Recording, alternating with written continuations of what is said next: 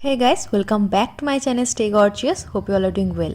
So today I will share with you this rainbow makeup look to celebrate the Pride month and to celebrate the LGBT community, and I hope you will like this look, and let me show you how to create this look.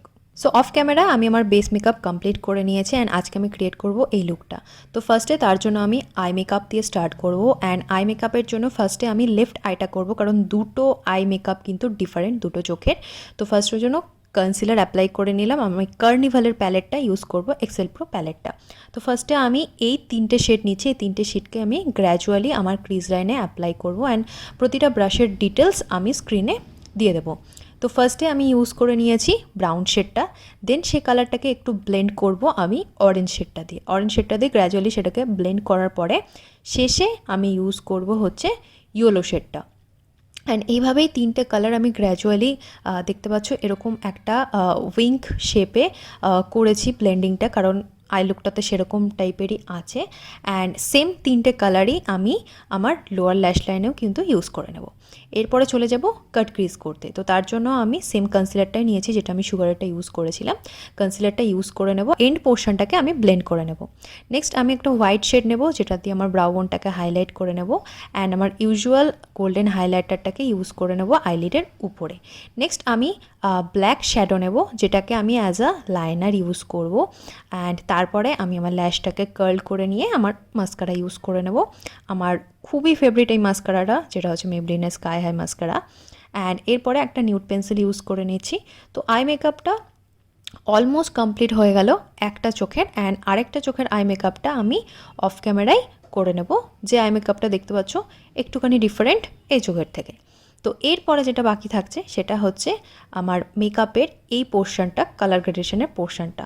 তো সেই পোর্শনটা করার জন্য আমি ফার্স্টে একটা nude pencil নিয়ে নিচ্ছি, সেটা দিয়ে আমি এভাবে বর্ডার করে নিচ্ছি, যাতে আমি যে শ্যাডোগুলো ইউজ করব সেই শ্যাডোগুলো যাতে মেস আপ না হয়ে যায়, মানে ক্লিন থাকে লুকটা।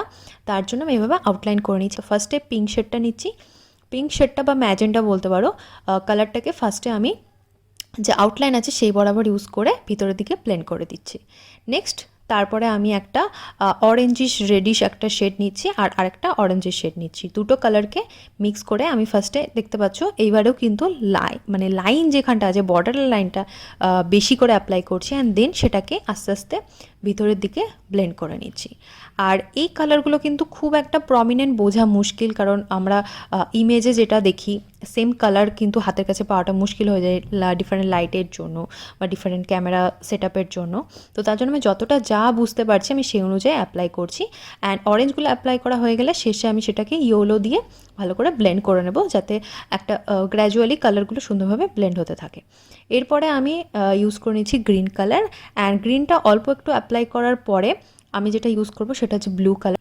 ব্লুটা অ্যাপ্লাই করার পরে আমি দেখলাম বাকি যা পোর্শনটা আছে সেই পোর্শনটা আমি একটুখানি গ্রিন একটুখানি ব্লু এভাবে কালারটাকে আমি জাস্ট মিক্স করে নিয়েছি। এরপরে বাকি থাকলো আমার নিচের পোর্শনটা।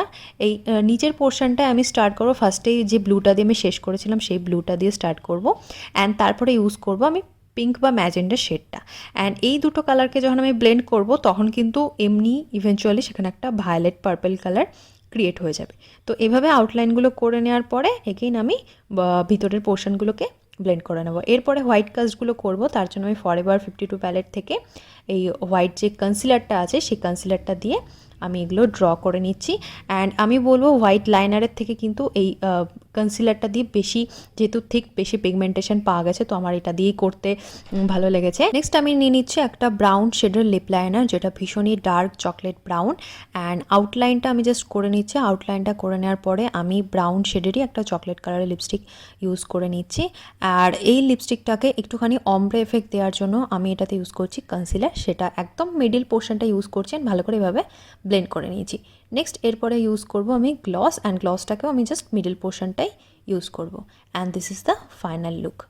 অ্যান্ড জাস্ট লুকটাতে আমি ল্যাশ অ্যাড করেছি। আই হোপ লুকটা তোমাদের ভালো লাগবে, অ্যান্ড অনেক দিন পর আমি একটা ক্রিয়েটিভ মেকআপ লুক তোমাদের সাথে শেয়ার করব।